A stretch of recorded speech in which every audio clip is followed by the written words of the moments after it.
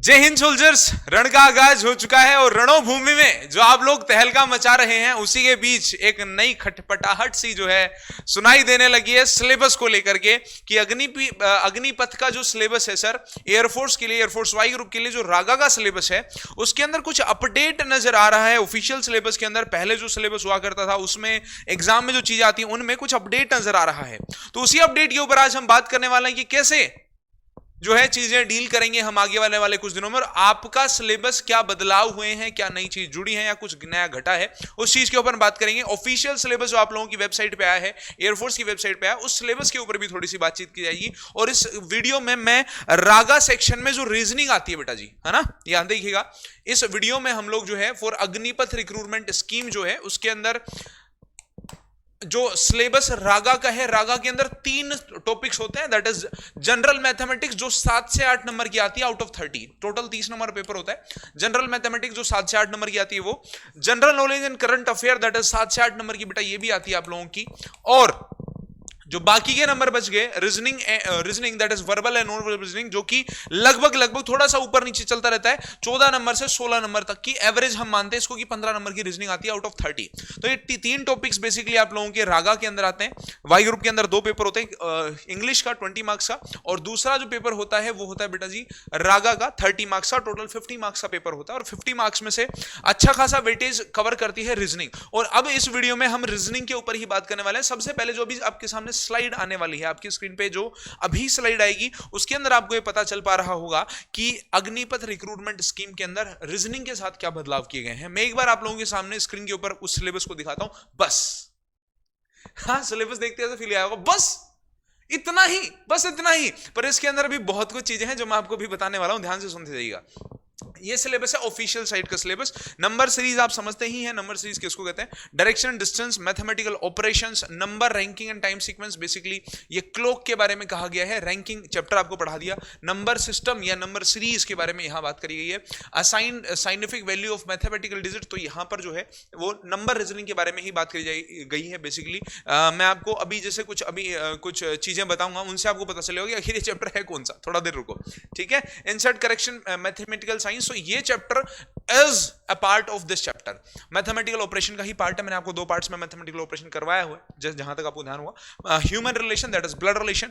इसके बाद में कोडिंग, डिकोडिंग, ये भी हमने पढ़ लिया है। ओड वन आउट या ओड मैन आउट बोल सकते हैं इसको। म्यूचुअल रिलेशन प्रॉब्लम, बच्चा फिर रहा है मारा मार्केट में, सर जी ये कौन सा चैप्टर दे दियो, अरे मोरी मैया क्या पढ़ाओगे सर इसमें? म्यूचुअल रिलेशन कुछ नहीं है भाई साहब, आपको मैंने कहा था म्यूचुअल रिलेशन का मतलब ही वेन डायग्राम है, वेन आरेख है। वेन आरेख को ही म्यूचुअल रिलेशन कहते हैं। टोलेस्ट यंगेस्ट रिलेशन, ये भी हमने अभी पढ़ लेंगे, जिस कुछ दिनों में हम पढ़ने वाले हैं इसको। अब देखो मैं जानबूझ के लेके आऊं, करेक्शन नहीं किया मैंने इसमें। आप खुद ही देखिए बेटा जी क्या लिखा हुआ है, आप खुद ही देखिए। शब्दों का चैप्टर, और शब्दों के चैप्टर में शब्द को ही गलत लिख रखा है। डिक्शनरी वुड्स, ऑफिशियल सिलेबस से साइट लेके ऑफिशियल साइट से सिलेबस है।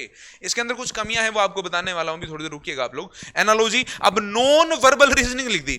Water image, mirror image, embedded figure, paper cutting, completion of figure, that is figure series, जिससे सबसे ज्यादा सवाल आते हैं। इतने सारे चैप्टर को सिर्फ एक नाम में खत्म कर दिया, that is non verbal reasoning. पढ़ते रहो, जहां से जो मिले पढ़ते रहो बस, ठीक है। दैट इज नंबर कोडिंग, ये कोडिंग को बस अलग करके लिख दिया मैंने आपको। यहाँ कोडिंग डिकोडिंग में सब कुछ पढ़ाया था बेटा जी। कहां गया कोडिंग डिकोडिंग में? अल्फाबेट कोडिंग, नंबर कोडिंग, और तीसरा पढ़ाया था type third that is mixed coding. तो 3 टाइप करवाए थे यहां से। इसका जो मॉक टेस्ट दिया हुआ है ना ऑफिशियल साइट पे, उसमें मिक्स्ड कोडिंग में से एक सवाल डाल रखा है, आप लोग जरूर देखिएगा उसको भी। और number puzzle, basically number matrix को ही इसने नंबर पजल लिख दिया। वैसे नंबर पजल होती दूसरी चीज है, पर आपके एयरफोर्स में कभी आता नहीं है। नंबर मैट्रिक्स को यहां पर नंबर पजल लिख रखा है। तो चलिए जो भी है छोड़ते हैं इन चीजों को, और मैं आपको अब असलियत बताता हूं इस चीज की क्या है। आपका जो कोस्ट गार्ड का पेपर होता है, कोस्ट गार्ड की ऑफिशियल साइट पे जाके देखोगे आप लोग 5 ही सिर्फ टॉपिक्स दे रखे हैं। छोटे छोटे टॉपिक्स हैं, बड़े प्यारे प्यारे से, देखने में ऐसा लगता है ओहो हो, spatial reasoning, number reasoning, alphabetic reasoning, coding decoding और नंबर सीरीज। ये 5 चैप्टर्स के नाम दे रखे हैं, और बच्चों को पता ही नहीं चल पाता कि इन चैप्टर्स में कितना समागम है। भाई साहब 45 चैप्टर होते हैं रीजनिंग में टोटल। तो यहां पर तो मात्र 16 चैप्टर में खत्म कर दी गई। लेकिन हम जो सिलेबस कवर कर रहे हैं या जो कवर करेंगे वो हम इसके अकॉर्डिंगली बिल्कुल भी नहीं करेंगे। बिल्कुल भी से मतलब मेरा ये नहीं है कि बिल्कुल भी नहीं करेंगे, मेरा मतलब है 100% हम सिर्फ इस सिलेबस को फॉलो नहीं करेंगे, ये तो हम 100% पढ़ेंगे ही पढ़ेंगे। लास्ट ईयर भी कुछ इसी तरह सिलेबस था, कुछ ज्यादा अपडेट नहीं है, लास्ट ईयर से थोड़ा थोड़ा बदलाव किया गया है, लेकिन लास्ट ईयर के सिलेबस में और इस बार के सिलेबस के अंदर जो है वो सिमिलरिटीज दिखाई गई हैं। लेकिन लास्ट ईयर में जो पेपर आया था और इस बार जो पेपर आएगा उसमें भी सिमिलरिटीज नजर आएंगी, जैसा कि मुझे लगता है। इसके अंदर आप लोग देख पा रहे हो कैलेंडर नाम के चैप्टर का एक नामो निशान भी नहीं है, वाटर इमेज नाम नहीं है, मिरर इमेज नाम ही नहीं है, अरेंजमेंट ऑफ वर्ड्स नाम नहीं है, आप देख लो इनके अंदर। लेकिन ये चैप्टर बेटा पूछे जाते हैं, पूछे गए हैं। लास्ट के कुछ ईयर्स में जब बच्चे पेपर देके आते हैं, फोन करके बताते हैं सर मेरे जो है पेपर में ऐसा सवाल था, मेरे पेपर में ऐसा सवाल था। तो इसको तो फॉलो करना ही करना, और ये हो चुका। शायद इनमें से एक दो चैप्टर ऐसे हों जो हमने अभी तक नहीं पढ़े, सिलेबस अपना ऑनगोइंग है, उसमें हम अभी पढ़ रहे हैं। लेकिन असलियत में आपको दिखाता हूं सिलेबस की इन 16 चैप्टर्स की क्या है बेटा। फिगर काउंटिंग आपको पढ़ना है, डाइस आपको पढ़ना है, अल्फाबेटिक सीरीज आपको पढ़ना है, डिक्शनरी आपको पढ़ना है, कोडिंग डिकोडिंग आपको पढ़ना है, arrangement of words, letter series, analogy, number series, missing number, mathematical operation, Venn diagram, cloak.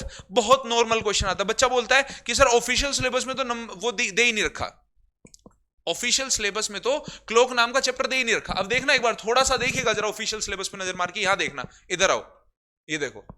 अब बच्चा समझ ही नहीं पाता सर यहाँ क्लोक चैप्टर लिखा, बहुत नॉर्मल सा क्वेश्चन आता है, बहुत ही प्यारा सा सवाल आता है। Arrangement of words, letter series, okay. Clock, youngest oldest relation, ये हम अभी बेटा कल ही स्टार्ट करेंगे। कल जैसे हम सिटिंग अरेंजमेंट पढ़ेंगे तो उसी के साथ इसको मिक्स करके पढ़ना है हमें। इसके अलावा एम्बेडेड फिगर जो हमने पढ़ लिया है, कैलेंडर जो हमने अभी रिसेंटली खत्म करा है, pair formation, basically pair formation से तो क्वेश्चन नहीं आता है, ये इसलिए डाल रखा है क्योंकि कोस्ट गार्ड में भी पेपर आता है, तो थोड़ा पढ़ लेंगे, एक ही दिन का टॉपिक है। Paper cutting, mirror image, water image, direction distance, यहां से सवाल आता है भाई साहब।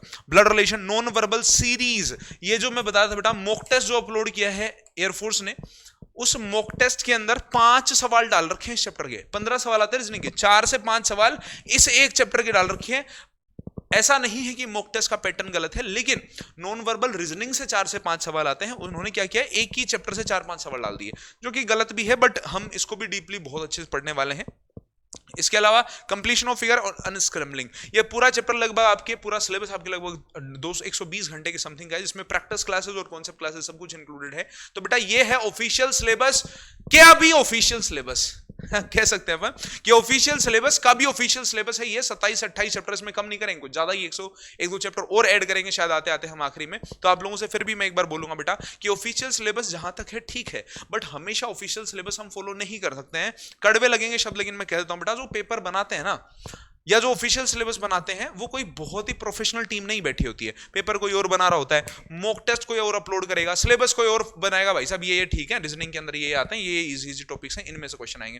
पेपर बना रहा होता है तो उनको पता ही नहीं होता कि ऑफिशियल मॉक टेस्ट में हमने तो कैलेंडर दिया ही नहीं है, लेकिन सर पेपर में हम कैलेंडर पहुंचा रहे हैं। तो ये थोड़ा सा रहता है, इसमें ज्यादा उसमें बात करने की जरूरत नहीं है हमें। मुझे ऐसा लगता है कि आपको जितना दिया है उसको तो 100% पढ़ो ही पढ़ो, लेकिन एक्स्ट्रा पढ़ के जाओ, क्योंकि प्रीवियस ईयर जिन बच्चों ने पेपर दिया उन्होंने रिव्यू दिया कि सर मेरे पेपर में ये पेपर था, मेरे पेपर में ये सवाल था, मेरे पेपर में ये सवाल था। तो ये पूरा सिलेबस बेसिकली आपको पता चल गया है कि ऑफिशियल सिलेबस क्या है और हमने क्या पढ़ा या क्या पढ़ने वाले हैं। तो उम्मीद करता हूं बेटा मेरी इन बातों से आप सेटिस्फाई रहे होगे, और आज के इस कमेंट बॉक्स के अंदर आपके पास में खुला मैदान है, कमेंट बॉक्स में तहलका मचाओ, प्यारे प्यारे कमेंट आपको चाहता हूं मैं कमेंट बॉक्स में आप जरूर डालें कि आपकी तैयारी कैसी चल रही है, आपने कहां तक क्या पढ़ लिया है। क्लासेस की अगर टाइमिंग्स की बात करूं बेटा जी, तो अभी करंटली मेरी 3 क्लासेस चली हुई है, सुबह 8 बजे, शाम को 6:30 बजे और शाम को 8:30 बजे। 3 क्लासेस करंटली है। नॉर्मल रेगुलर क्लासेस में आप मेरी सारी क्लासेस का टाइम टेबल देख सकते हैं। जो बाकी की 2 क्लासें 6:30 और 8:30, जो भी प्रैक्टिस क्लास होती है वो भीष्म लाइव बैच में होती है। माय राइज इंडिया एप्लीकेशन आप लोग डाउनलोड कर सकते हैं फ्रॉम प्ले स्टोर।